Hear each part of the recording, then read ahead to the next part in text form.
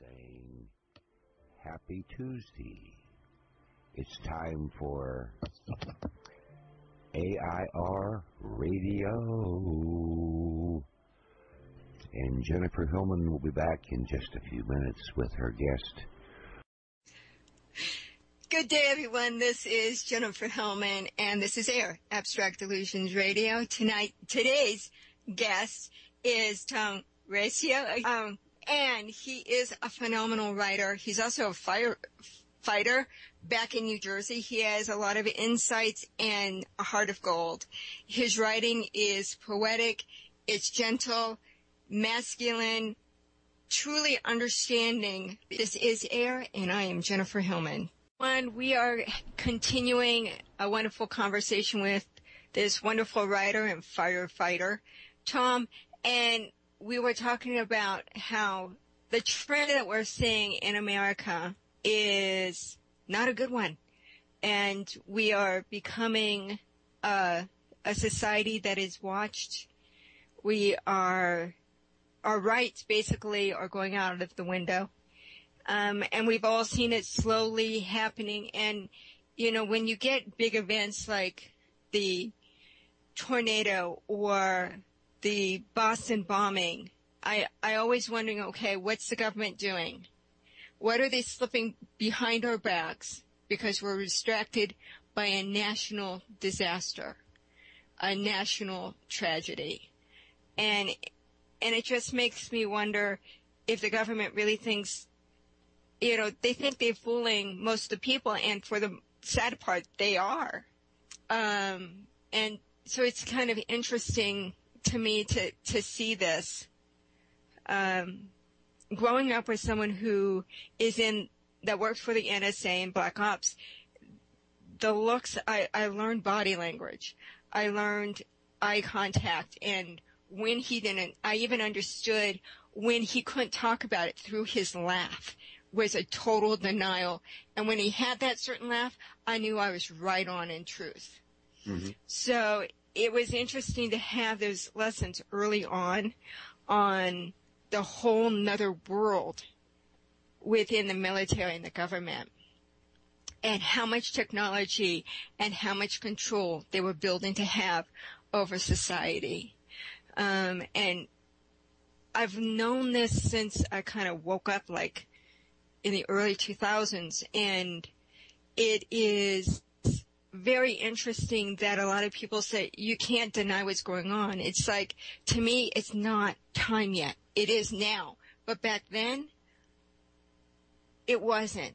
Not enough people could understand or really comprehend what was going on. And now it's so obvious. People can't go in denial. And it's like the government is really trying for us to go into denial. They're trying to push us that way. And a lot of times, guess what? It's not working. And it's very interesting to see social media and how many people are waking up and they know the truth and they're speaking it. But like you said, a lot of them are using censorship because they're afraid of how far they can say what they truly want to say without somebody knocking on their door. Because there's been a few people that I know on Facebook that the federal government did go knock on their door after something they posted. Mm-hmm.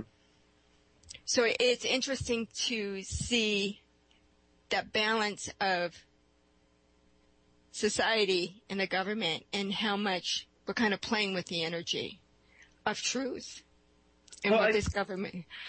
It leads me to a question, though, Jen. Now,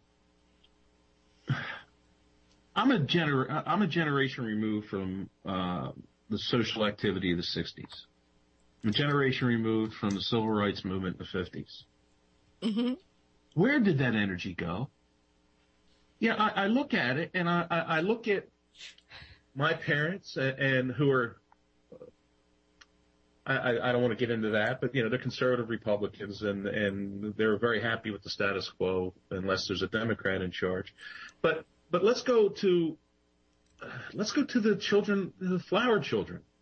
There's people who were taking LSD and dancing at Woodstock and worshiping Jimi Hendrix and Jim Morrison and speaking about revolution and paying Neil Young's way and doing all this kind of stuff. What happened to them? And what kind of children did they raise? And where are those children? I look at it, and I'm amazed at the fact that we're a generation removed from the civil disobedience of the 60s. And in that one generation, we become a fat, lazy, complacent society.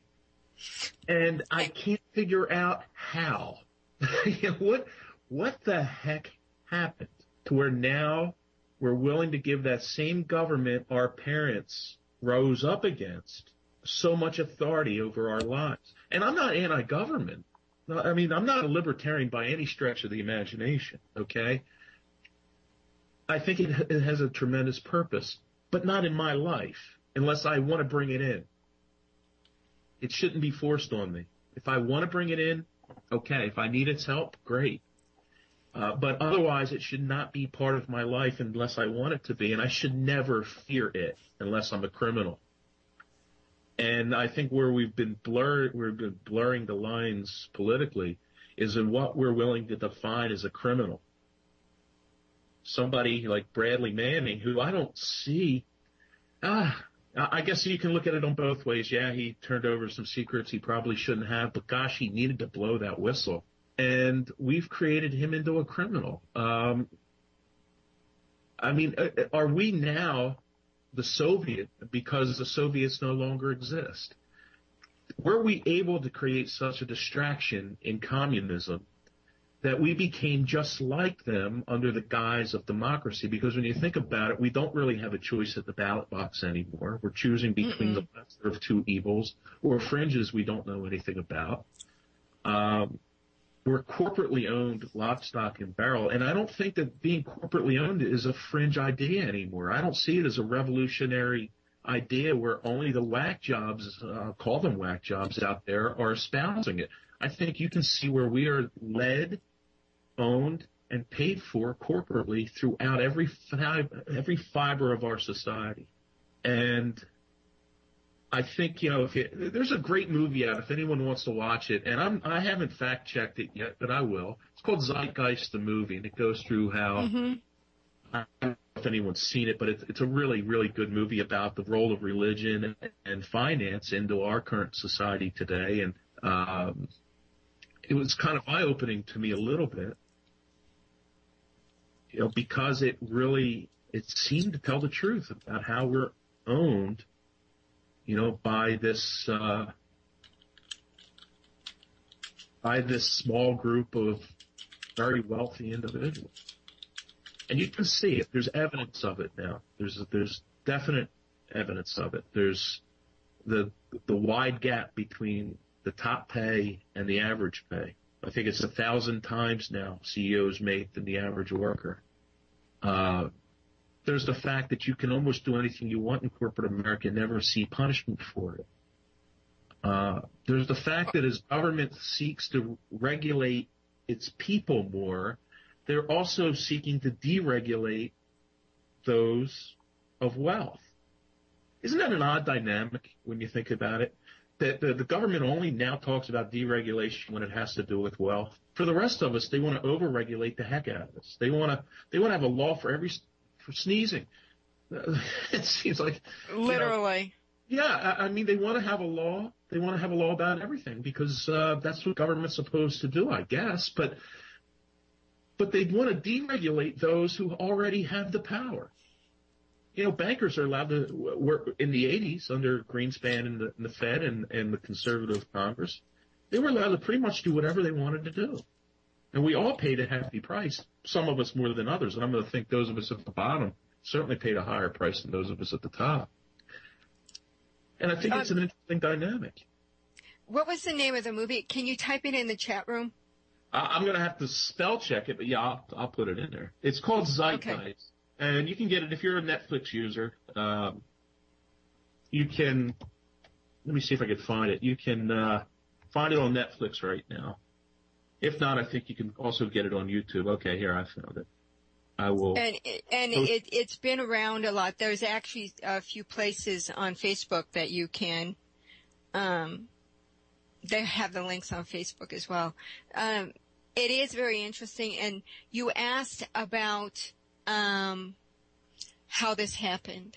And I do think a lot of the people of the 60s, got lost in the, Studio 54 energy that to the extreme and kind of burnt themselves out. They're still around. Definitely there's still a lot of writers writing about it. It's just the way that they are doing their activism is through the word versus the marches. Though we do have a march on May 25th against Monsanto, and highly recommend. Let's show them, because basically that's one of the top corporations that is breaking so many ways to break down us through our food, and yet the government does anything and everything to protect them. Mm-hmm. So it's, it will be interesting to see how that march goes on May 25th, because it is, global. It is a global march against them. And so many countries in Europe are banning it. And yet it seems like the U.S. is always like the last, when it comes to doing those kind of things. Technology, we're sagging in that as well. So it is, kind of interesting that people are really, they're waking up, and it is kind of the kids of the 60s that are really kind of mixing things up. I've met a lot of people born in the 80s, and it's like they have no concepts of what the 60s, the 50s and the 60s were about, really. And yet they go into, what's the big deal? This is just the way it is. And the essence of the entitlement that they have. So it's like with technology, they're good. As you said, as long as they're being satisfied in that way, it's all good. Well, I think it's just, there's another aspect to it that we haven't really talked about, and that's the media's role in this. And oh, true. Yeah, I remember I was always, I guess, kind of a rebel, like a rabble-rouser, just naturally. I mean, imagine a kid being born to conservative Republican parents and a conservative Republican family, Catholic family, who questioned everything. I can't tell you how many times I was almost thrown out of Catholic school because I just wouldn't buy into the propaganda. At a young age, I just was naturally born this way. So why fight it, I guess, is my question. But I remember going through school, and the reason I put that in there was because of this story. I remember going through school hearing about how poor General Custer, for example, was massacred by the Indians, and how savage these folks were, and you never heard about the Trail of Tears or about the fact that this was their country first and we were invaders. We never learned the true history of anything. Okay. So we grow up and we fail to realize just how much of a misogynistic, warlike, violent culture we are. We're led to believe that we're this bastion of something. We have been duped, but we are led to believe a certain thing. We're taught it from a young age. Our parents have bought into it. Gosh, their parents bought into it in the 50s when they inserted God in the Pledge of Allegiance, as somehow now we've found a common thing to bring us together, because that's what we do. I mean, communists were atheists, so we had to be under God. All these silly notions and ideas that were planted into our head that we didn't question even as young people because our parents didn't teach us to. I remember my parents trying to teach me not to question things. So imagine, I mean, I can almost see where that energy would dissipate, because I wasn't taught the 60s about how great of a revolutionary force these people in the 60s were. I was taught about how wasted and stoned they were, and about how they never took baths and they smelled and they had free sex and syphilis and gonorrhea were everywhere. I was taught about all these negatives. And of course, as a kid growing up and you're taught all these things, you would want to say to yourself, why would I want to be like that? I don't want to be like that. I like my baths. And, you know, you kind of are, I mean, it's almost like the media's job in this society is no longer to be a free media that's there to tell us the truth. It's there to continue this society. You know, it's really there to provide some kind of continuum to the mindset that we were given, I'm going to say, even back in the 19th century. Where how dare these people rise up against industrialists and upset the system? It's good. You know, the news of the day back when unions started was how they were going to ruin this country, and instead we saw the greatest explosion of human wealth in the history of humankind, and it was spread out amongst workers and people at the top. Right. You know, it's when you start to dive into the fact. I remember going into my first library and reading about the American expansion from a Native American's point of view that I started to question things. I think I was maybe in 5th grade. I started to say, wow, what was this Trail of Tears? And I even asked my teacher, and she couldn't answer the question. She didn't know how to answer. And, that's sad. But our history books never told us about things we did wrong.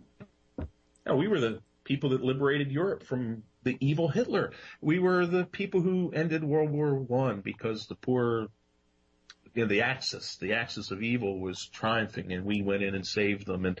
And how the Civil War was all about slavery. It was, but it wasn't. And you learn about all these things.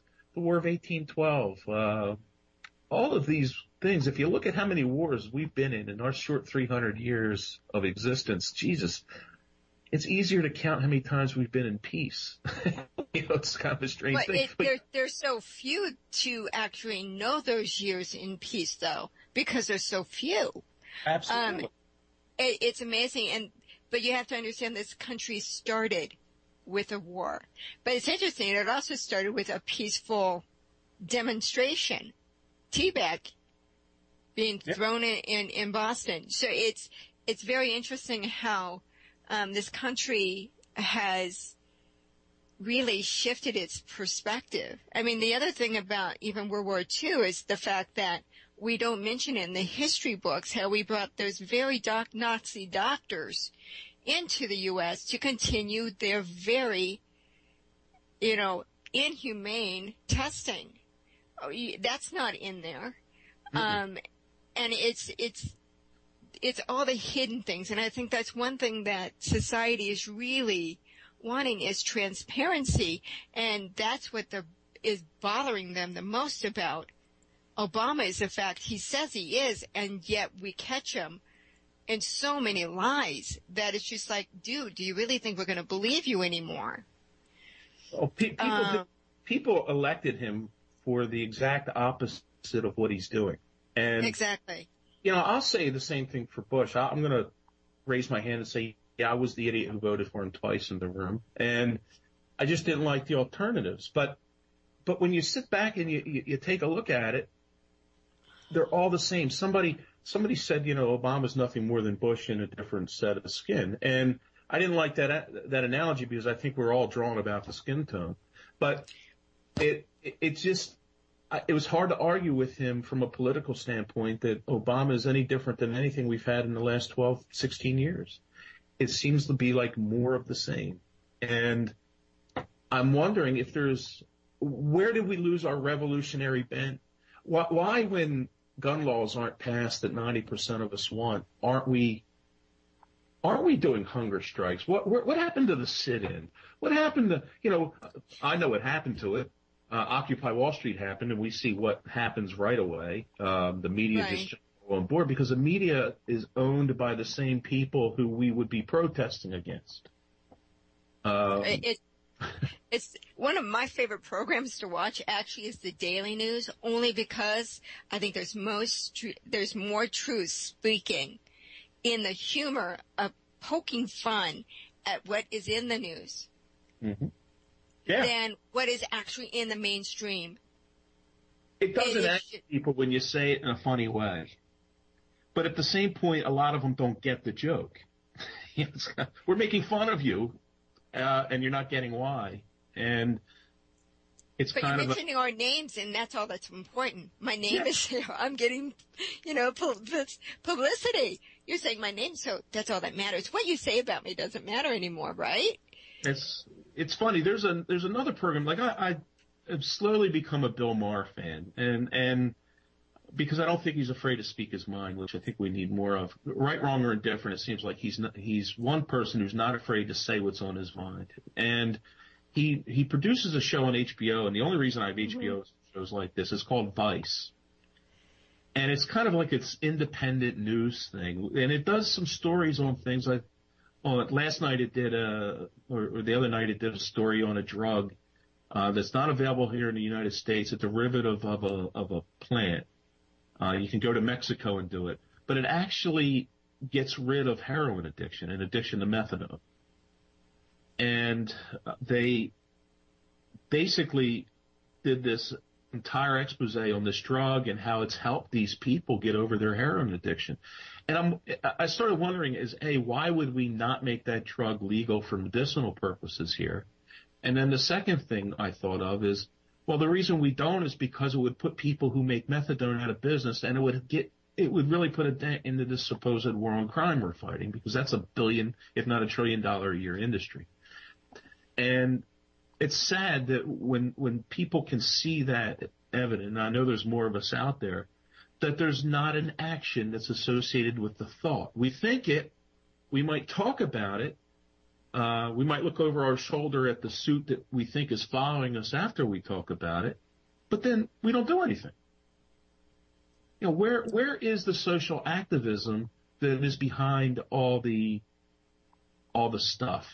Occupy Wall Street, I thought, was great, except that they just did not have the ability to combat the propaganda of big business. And I was happy to see how much staying power they had. They still haven't given up. They're still out there fighting a cause. But what happened to the hey, we're going to do a sit-in, and we're going to go on a hunger strike, and we're going to be more mainstream in our activities because that's how we get credibility with the people. But we're still going to be active, and we're going to make sure that our voices are heard, because right now the only ones that are heard are Rupert Murdoch's and his interests, and everybody GE and their interests, Monsanto and theirs, and they're the ones being heard right now. And we haven't figured out a way to be active, I think. In fact, I think we've become much less active as a society, and that's pretty sad. Well, I think that a lot of people are saying, we'll do it when it's more convenient.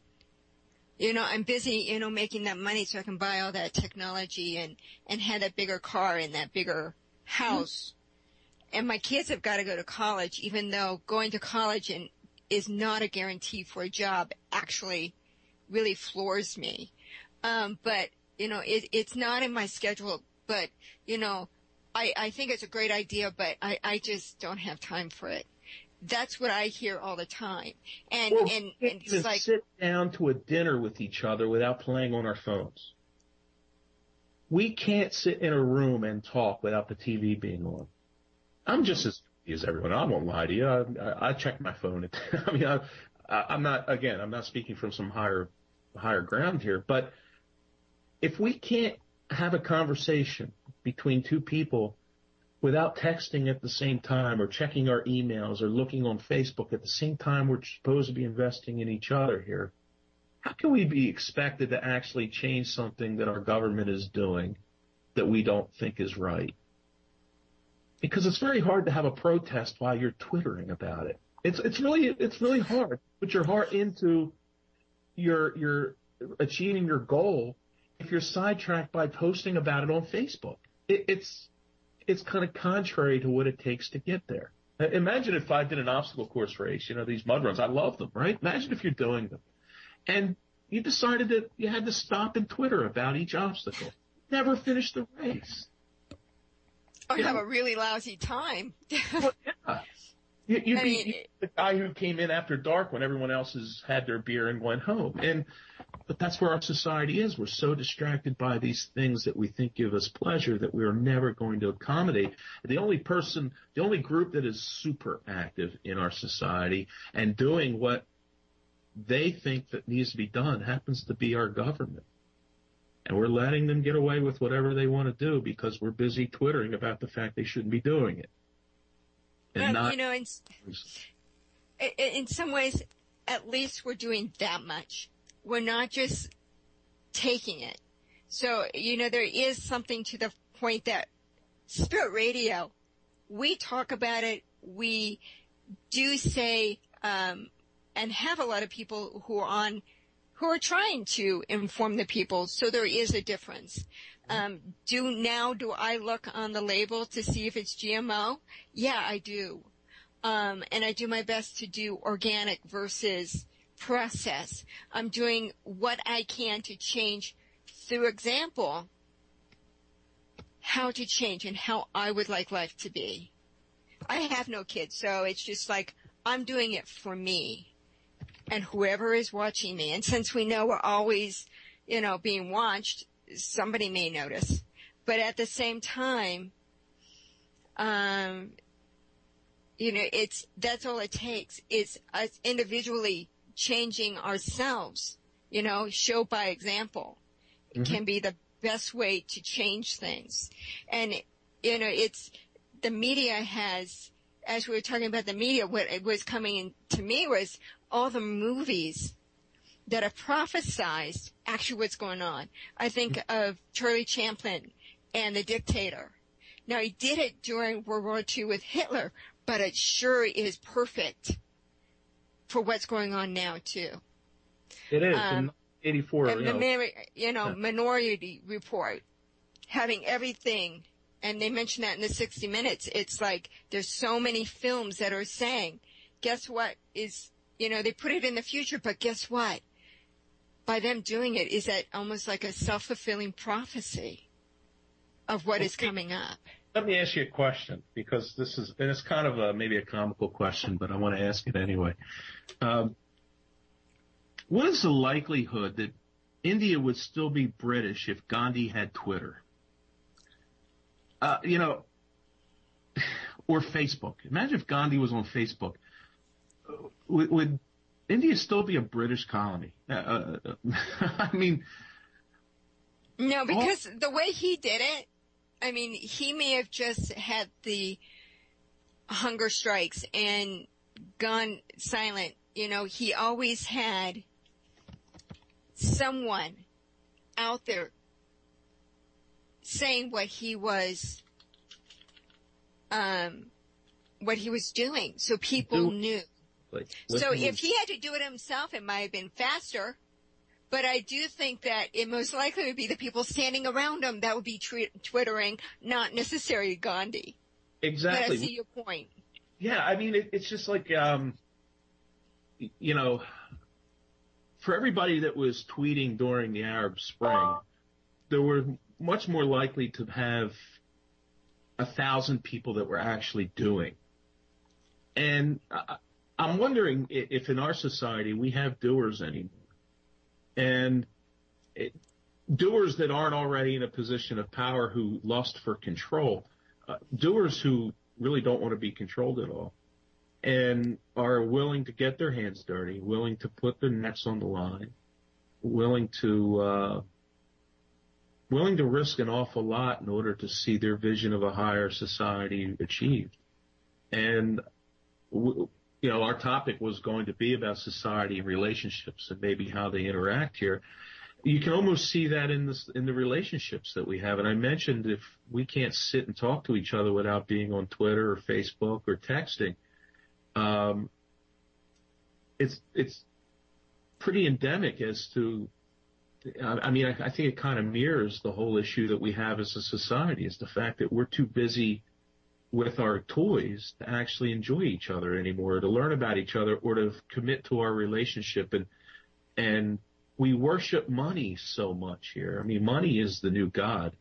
I kind of have this joke where I say we should take out "In God We Trust" on the currency and put "In Money We Trust" in the churches, because that's really what's going on in our society, is that worthless piece of paper that we only give value to based on what we're willing to spend for things has dominated our entire lives. And I just can't see, and I hope I'm wrong, and that's one of the reasons I raise my kids much differently, is because if we continue down this path, gosh, what kind of society are we going to have when our kids take over, given how quickly we've changed from a revolutionary society to a complacent one? How quickly can we even fall further down that dark path when our kids are old enough to take control? It just seems like we're going to be there very quickly. And that's a scary proposition because we don't really have anybody who's willing to stand up and risk everything and actually do something besides tweet. I see it. That's how I could be wrong. It's just the form of leadership is not the same as it was from the 50s and the 60s. We don't have a Martin Luther King.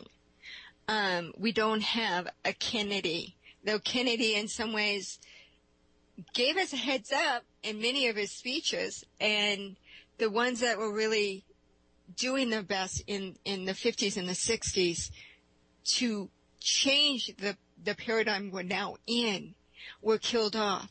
And because they were killed off, it scared people because of the control that was happening and happening quickly.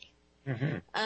And it's very interesting to see my nephews growing up and how different their world is and their understanding of what is important and what isn't. Values are very important to them. Family is very important. Friendships are very important. Yes, they understand that they need security and they'll do what they want, but they also know to live life to the fullest, to have all the experiences that they can. I have one nephew that saved up, I think, $20,000 and spent 4 months or 6 months in Europe because he wanted to experience that. Now he is studying all the foods of the places he's been. And I think that's great. He's bringing back that culture and incorporating it in his life now, which is awesome. But there is so much of the younger generation that just are out of touch of what we're fighting for, of what we fought for in the past, because it is kind of watered down in high school, and that's even if they finish high school. So many are being, forced out. They're really being profiled and kicked out of high school. Mm-hmm. And that alone is not right. And then to spend all this money for college, and it's like there's no guarantee. Well, there's becoming a guarantee, and that guarantee is that you're going to be working at McDonald's. And you're going to be paying for your student loans for the rest of your life. You're not going to be able to afford the interest when you get out. You're going to almost be in bankruptcy before you're old enough to have a good job. And that's, and I see that as all kind of a form of control. And I was having this discussion, gosh, I'm going to say it was maybe 2 weeks ago with someone. And I was saying, higher education is almost becoming an entitlement for the wealthy because the rest of us aren't going to be able to afford it. And we were talking about how grants have actually raised the cost of education and done the opposite of what they need to do. And I was kind of debating the point a little bit.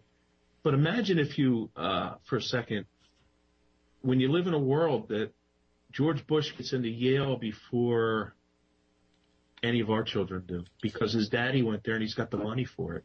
We don't have a mechanism of fairness in the education system once you get out of high school. And in some cases now in high school, education is not becoming fair. It's almost like the poor in this country will be doomed to be impoverished unless a miracle happens. And that is sick to me. It's almost, gosh, we could go on and on about all these things in this country, and that's the sick part about it. That's the real sad part about it, is that we don't only have one complaint in our society about why we're heading into, I think, oblivion as a nation based on certain ideals. I think we're heading into oblivion that way because we have so many reasons why we are. Education stinks nowadays. I mean, gosh, even good schools are mediocre sometimes, at best, depending on where you live. higher education, God, nobody can afford it. And if you do put your neck on the line and take a loan, chances are you're going to default on it even before you've had a chance to exercise your diploma. That's if you can. Yeah. It's very interesting how society has put these high aims on people and yet made it impossible for them really to achieve them. And yet, for me, growing up, I had a very balanced kind of upbringing. My mom is a Democrat. My dad was a conservative Republican. Talk about debates going on. And something that they both taught me really clearly and surprised them that I took it to heart was, if you want to know something, you look it up, you do your research, and you get independent ideas from outside the norm. And it forced my parents when I say, well, I go over on the internet and read the articles from Europe or even from South Africa or China or some other source other than just the U.S. media. Mm-hmm. I look outside the norm, and it's just, that's what they taught me. And yet, it's just almost like, I say this, but you don't really have to follow it. You know, it's like, do actually what I am actually doing, not what I tell you to do. And so there's a little bit of a kind of convoluted kind of twist there, but I took things that they said to me to heart to do my best. If I take something on, do the very best I can. But if I get overwhelmed, sit back and say, I'm doing my best and that's all I can do. That level of I'm doing the best I can is so much tougher to reach the standard that we are required to make a good living. I mean, I'm working 3 jobs and barely making it. Mm. And have my own business and helping all these people, but there's so much out there that we can do. And there's so much more that it's just untouchable. And that's the part that gets to me, is the fact that there is so much untouchable. Yeah. It's like the government is like teasing us. Here it is, but you can't have it. And it's like, why try? And I think that's what's happened in society. We've gotten to that point that we say, why try if we're not going to get it?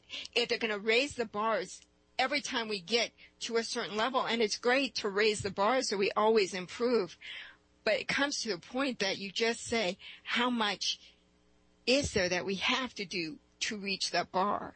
Mm-hmm. We get tired and we get drained and we just say, this is a never-ending process that it's just overwhelming. And I think that's what is happening in society. A lot of us are just saying, why try?